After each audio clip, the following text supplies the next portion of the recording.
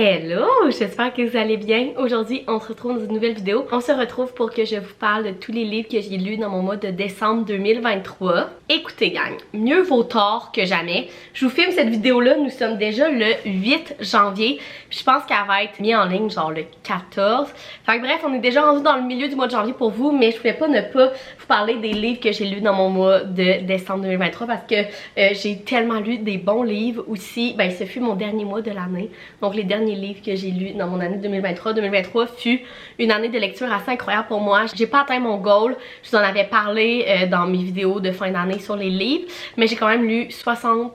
Combien j'en ai lu? J'ai quand même lu 62 livres dans mon année. Fait qu'il y a certains des livres en plus dans tous les livres que j'ai dans mon mois de décembre qui n'étaient pas dans mon recap des livres que j'avais lus en 2023 parce que je les avais pas encore lus quand je les avais filmés.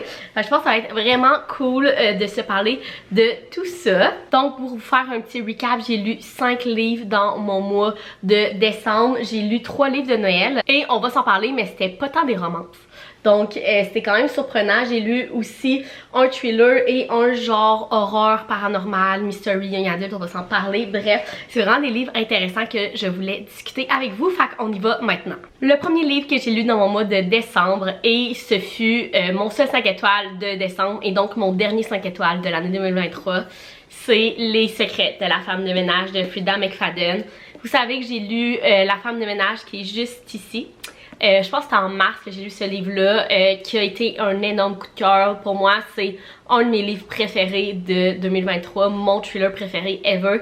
Et donc, quand j'ai vu qu'il sortait le deuxième en fin novembre, j'ai sauté dessus et je l'ai lu directement. Donc, je l'ai lu au début décembre. Donc, en fait, La femme de ménage, c'est une trilogie. Le premier qui est La femme de ménage, le deuxième qui est Le secret de la femme de ménage et le troisième va sortir en juin en anglais. Donc, il devrait sortir en français au courant de l'année. Et en fait, c'est une trilogie de thriller psychologique. Donc, dans les 3 livres, on suit Millie, qui est notre personnage principal, qui dans le premier livre sort de prison et essaie de se trouver une job et elle se trouve un emploi comme femme de ménage.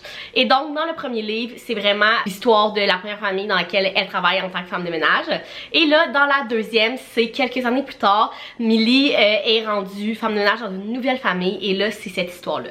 Donc, les deux histoires ne se suivent pas, mais je vous conseille vraiment de lire le premier avant le deuxième parce qu'il y a beaucoup de références au premier livre puis pour quand même c'est vraiment le personnage principal de Millie et toutes ses facettes, c'est vraiment important de lire le premier, mais c'est vraiment deux histoires différentes toujours de Millie qui est femme de ménage. Honnêtement gang, ces thrillers-là sont incroyables. Les pages se tournent tout seuls, vous êtes capable de lire ça en un après-midi, vous allez juste capoter. Moi je capote sur ces thrillers-là. C'est jamais qu'est-ce qui se passe, qui dit vrai, qui ment, qu'est-ce qui se passe derrière les portes fermées et tu es sur le bout de ta chaise jusqu'à la dernière page. Je vous le dis là, je pensais que l'histoire était comme finie, on avait eu la grosse plot twist et non, je vire genre la dernière page et il y en a un autre. Je vous le dis, c'est juste malade. Millie, j'adore son personnage, c'est un personnage assez complexe mais qui a tellement un bon fond puis elle veut juste aider les gens. Et bref, j'adore ces thrillers là, un autre 5 étoiles. Honnêtement, j'ai une petite préférence pour le premier, mais les deux c'est des 5 étoiles, les deux je vous les conseille puis si quelqu'un me demande une recommandation de thriller, c'est sûr que c'est La femme de ménage et Les secrets de la femme de ménage que je dis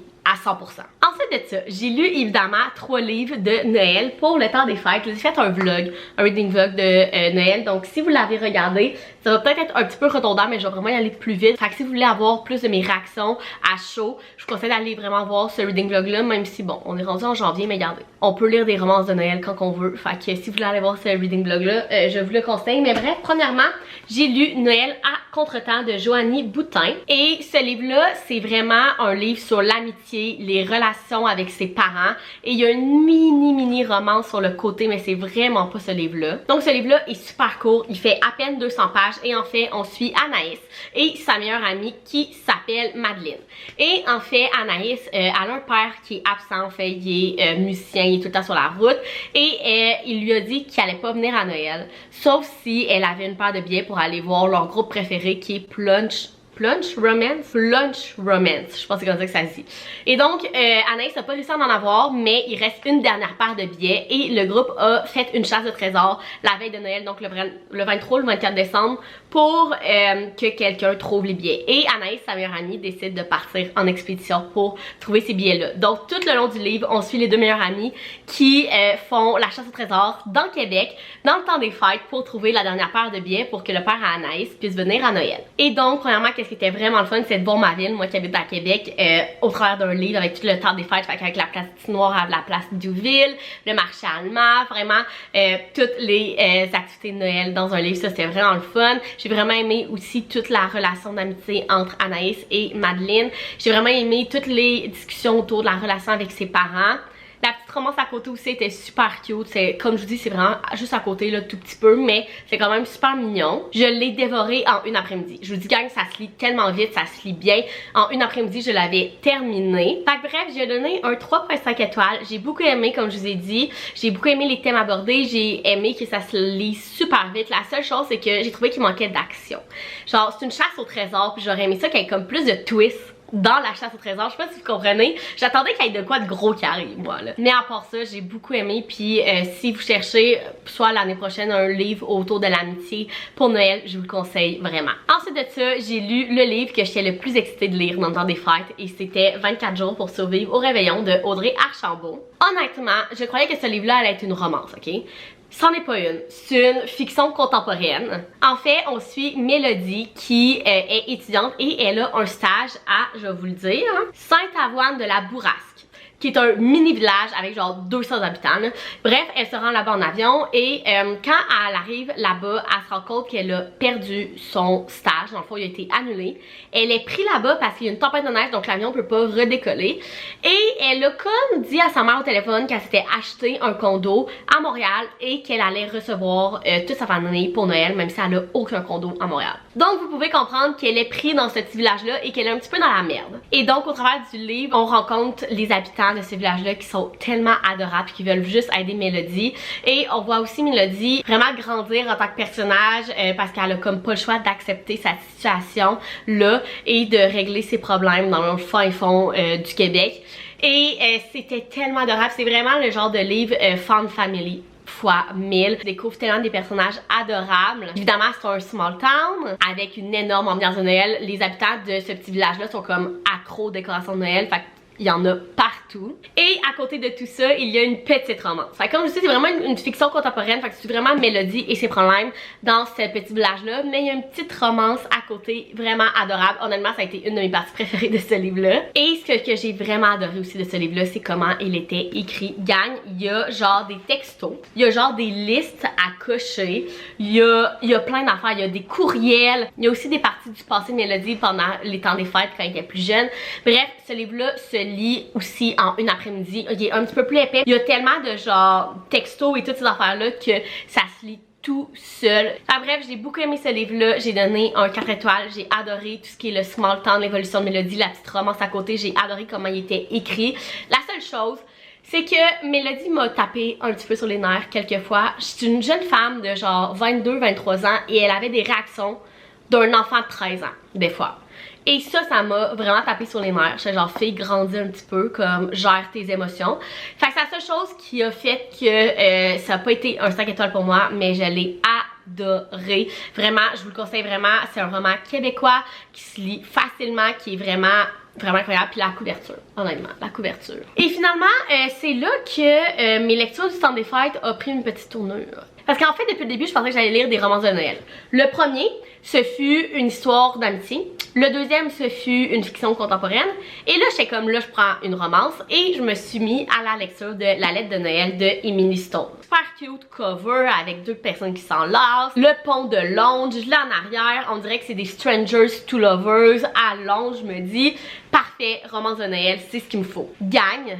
J'ai rarement été détruite de même par un livre de toute ma vie. En fait, pour vous donner un petit synopsis, on suit Josie et Max. Et en fait, Josie, un soir dans le mois de décembre, dans le fond, elle part en vélo pour aller poster des lettres. Je vous dis pas c'est quoi les lettres, vous le verrez si vous lisez ce livre-là. Mais bref, elle fonce dans quelqu'un avec son vélo et ce quelqu'un-là est Max. Et donc, elle se sent vraiment mal et elle lui propose d'aller boire un verre pour comme s'excuser. Et tout découle de là, c'est comme leur première date. Ensuite de ça, Max est pris à Londres parce qu'il peut pas prendre son avion pour aller à New York parce qu'il y a une tempête. Donc, ils se font comme plein de dates dans le temps des fêtes à Londres. Londres. Et ensuite de ça, Max s'en va à New York. Et tout part de là. Et ensuite de ça, on les suit pendant un an, pendant 4 moments dans l'année où ils se retrouvent à chaque fois dans des situations différentes. Et c'est le livre parfait du Good Person, Wrong Time. C'est littéralement ça. Ces deux-là sont faits pour être ensemble, mais ce n'est jamais le bon moment pour qu'ils le soient. Et la fin gagne. J'ai tellement pleuré ma vie, ça n'a aucun sens. Puis je sais que la fin est vraiment controversée. Il y en a qui l'ont haï. Moi, j'ai un avis un peu mitigé sur la fin parce que ça l'a fait l'effet désiré. J'ai braillé ma vie, j'étais au bout. En même temps, je comprends ce qu'on reproche à ce livre-là. Bref, je vais pas vous en dire plus pour pas vous spoiler. Mais si vous voulez un livre de Noël triste, une romance vraiment good person, wrong time, c'est le vôtre. J'ai donné un 4 étoiles, tu sais, j'ai beaucoup aimé, mais c'était pas ce que je recherchais, ok? Puis j'aurais peut-être dû faire plus mes recherches avant parce que ce que je voulais depuis le début, c'est une romance cute de Noël et j'en ai pas eu une dans ces 3 livres que j'ai lus. Et deuxièmement, après ça, j'ai fait mes recherches, je me suis rendu compte qu'Emily Stone écrivait juste des romans de Noël qui te détruisaient le cœur.